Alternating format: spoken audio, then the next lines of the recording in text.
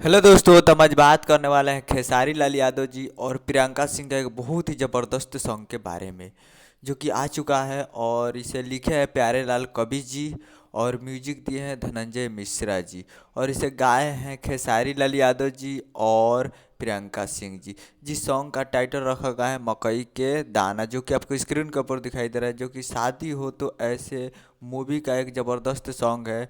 और ये आ चुका है फुल ऑडियो सॉन्ग में B for you Bhojpuri YouTube channel पे। फुल ऑडियो सॉन्ग में आप जाकर सुन सकते हैं B for you Bhojpuri YouTube channel पे।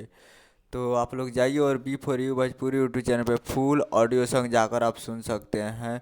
जिस सॉन्ग का नाम है मकई के दाना, जिसे गायक है साई लाल यादव जी और प्रियंका सिंह, जो कि आपको स्क्रीन के ऊपर दिखाई दे रहा है।